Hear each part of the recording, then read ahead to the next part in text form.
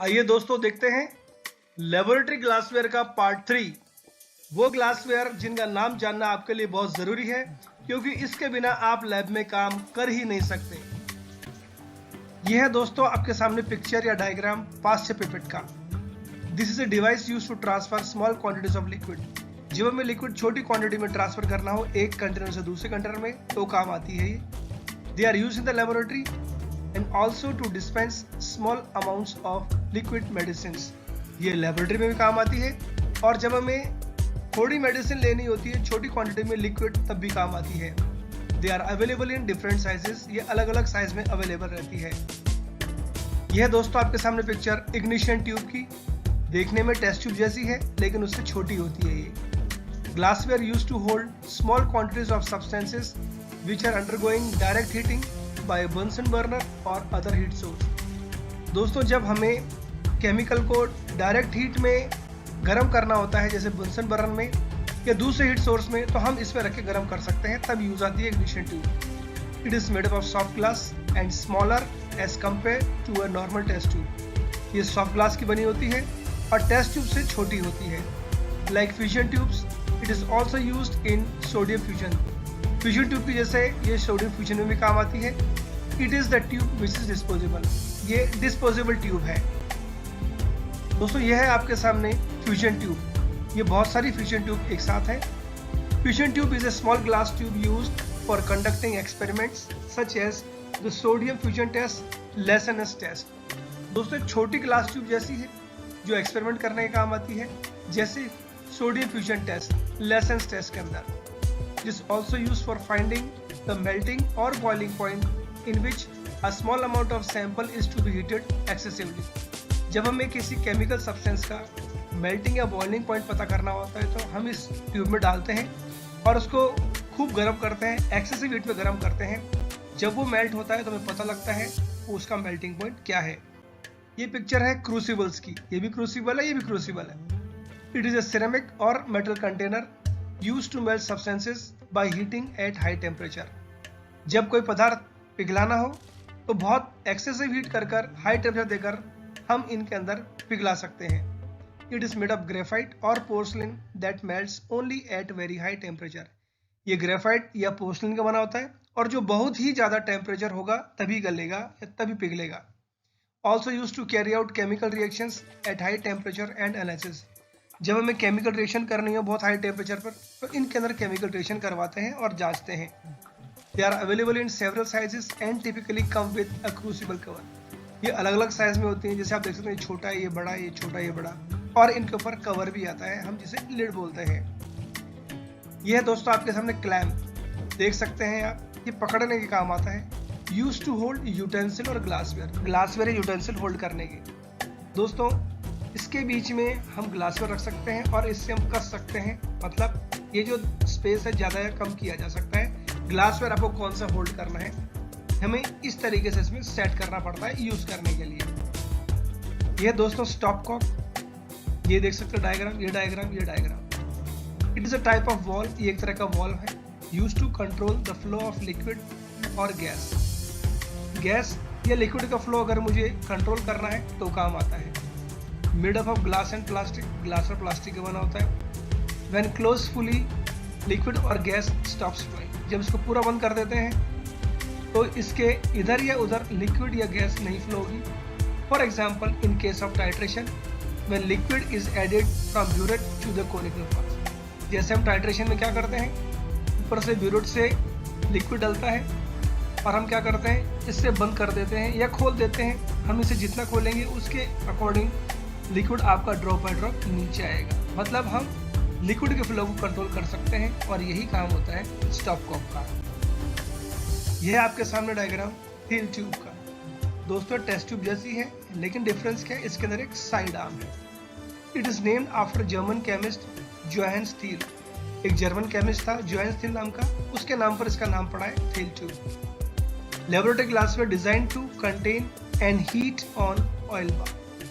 दोस्तों इसके अंदर हम कोई चीज़ रखते हैं और गर्म करते हैं ऑयल बाथ के अंदर। देख सकते हैं आप, इधर से गर्म किया जाता है और यहाँ पर रहता है thermometer. Use for determination of the melting point of substance. जब किसी पदार्थ का मेल्टिंग पॉइंट पता करना होगा तब ये काम आती है। It is like a glass tube with N attached handle. ये ग्लास ट्यूब जैसी है, इसमें ये 7 का हैंडल होता है जो अटैच्ड है। ये पिक्चर है थिसल ट्यूब की, ये रहा आपके सामने डायग्राम। ये भी थिसल ट्यूब है, ये भी है। It is a glassware for adding chemical solutions to a reaction vessel. जब मुझे किसी वेसल के अंदर, बर्तन के अंदर कोई केमिकल डालना है जिसमें रिएक्शन हो रही है या रिएक्शन करवाना चाहता हूं तो काम आती है thistle tube. Thistle funnels allows addition in small volumes of liquids to an exact position. जब मुझे फिक्स जगह पर, एग्जैक्ट जगह पर मुझे लिक्विड डालना हो तो मैं क्या करूंगा, ऊपर से लिक्विड डालूंगा और जहां मुझे डालना है वहां पर यह रख दूंगा। जहां पर मैं डालूंगा वहीं पर लिक्विड गिरेगा। It consist of a tube with a reservoir and a funnel like section at the top। दोस्तों ये तो रही ट्यूब, यह है इसका रिजर्वायर और ये ऊपर वाला पार्ट बिल्कुल फनल जैसा होता है। This tube minimise the risk of a reaction occurring too quickly and bubbling over. इससे क्या फायदा है कि जब मैं केमिकल दूसरे केमिकल में डालता हूं तो एक दूसरे उछलने का डर रहता है, लेकिन इससे वो चीज कम हो जाती है, मतलब वो रिस्क कवर हो सकता है। यही काम है थिसल ट्यूब का। ये दोस्तों पिक्चर है बुकनर फनल की, ये Buchner funnel. Laboratory equipment use in filtration, ये फिल्ट्रेशन में काम आता है। To separate solids from liquid, जब मुझे सॉलिड को अलग करना होता है लिक्विड से। Made up of porcelain, glass और प्लास्टिक। पोर्सलिन का बना हो सकता है, ग्लास का भी या प्लास्टिक है। Liquids are filtered by pulling them through positive filter paper and perforations in the top of the funnel using a vacuum pump. दोस्तों यहाँ पर मैं फिल्टर पेपर रख दूंगा और जो मुझे छानना होगा मैं इसके थ्रू डालूंगा। इसको अटैच कर दिया था इस तरीके से और यहाँ से वैक्यूम लगाया जाता है। इस तरह से यूज होता है बुकनर फनल। और ये है फिल्टरिंग फ्लास्क। बुकनर फनल को इसी के अंदर अटैच करते हैं। ये देखो साइड आर्म है, यहाँ से वैक्यूम अटैच होता है। इसका एक और नाम है vacuum flask, suction flask, Kitasato flask या फिर साइड आर्म फ्लास्क। यहाँ पर बुकनर फनल रखूंगा, वैक्यूम लगाऊंगा तो जो सॉल्यूशन जिसे फिल्टर करना चाहता हूँ वो आराम से फिल्टर हो जाएगा। ये है सेपरेटिंग फनल। ये ग्लास की है, ये प्लास्टिक की है। और ये एक और फिगर आपके सामने। Use to separate two immiscible liquids like oil and water. दो लिक्विड जो एक दूसरे में मिक्स नहीं होते, इमिसिबल होते हैं, उन्हें सेपरेट करना है तो काम आती है सेपरेटिंग फनल, जैसे तेल और पानी। Mixture of oil and water forms two separate layers because they are completely insoluble in each other. जब तेल और पानी एक साथ रखेंगे, मिक्स करने की कोशिश करेंगे तो 2 लेयर बन जाएगी। जैसे आप देख सकते हैं ये और ये। Oil forms upper layer while water forms lower layer in separating funnel when they are kept for resting। और जब हम रख देंगे तो ऑयल ऊपर के लेयर बनाएगा, वाटर नीचे के लेयर बनाएगा। After becoming stable using separating funnel they are filtered one by one. Rest करने के बाद जब ये दोनों लेयर इस तरह से दिखेंगी, मैं स्टॉप को खोलूंगा, पानी अलग कर लूंगा। जब पानी निकल जाएगा उसके बाद ऑयल अलग कर लूंगा। तो इस तरीके से 2 इमिसिबल लिक्विड्स को सेपरेट किया जा सकता है सेपरेटिंग फनल से।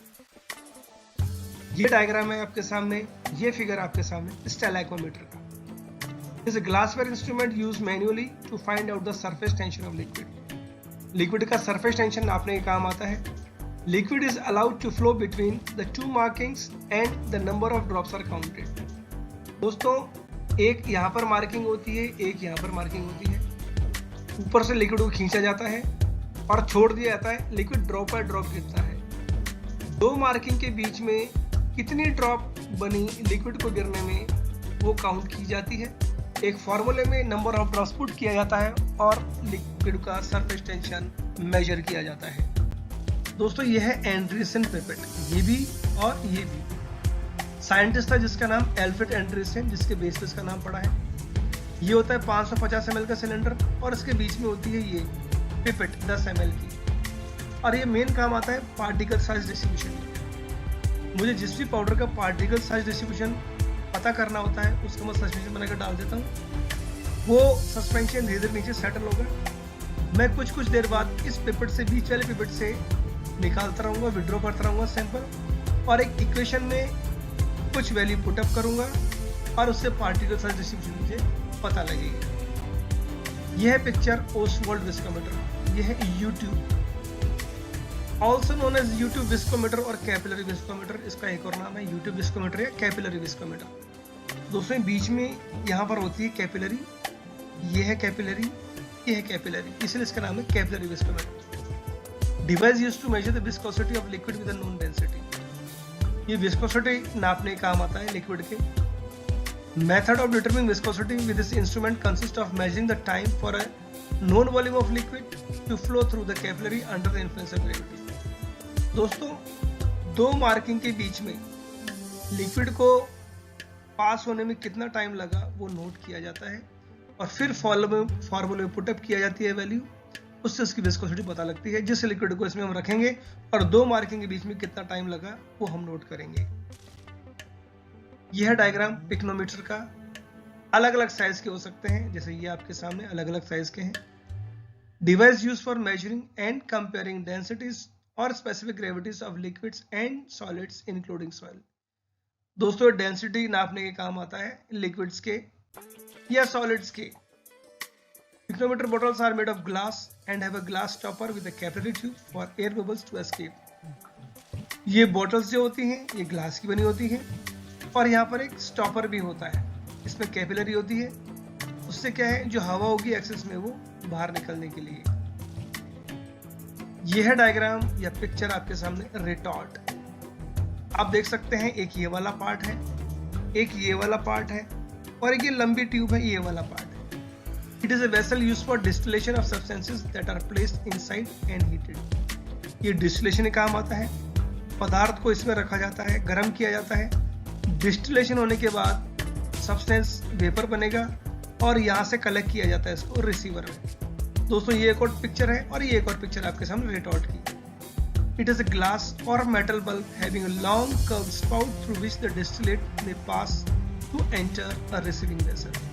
यहाँ से गर्म करेंगे और यहाँ से डिस्टिलेट को कलेक्ट करेंगे, ऐसा होता है रिटॉर्ट। अब हम बात कर रहे हैं इनोकुलेशन लूप। ये आपके सामने डायग्राम, ये इनोकुलेशन लूप, इसका एक और नाम है स्मीयर लूप, इनोकुलेशन बैंड या फिर माइक्रोस्ट्रिप।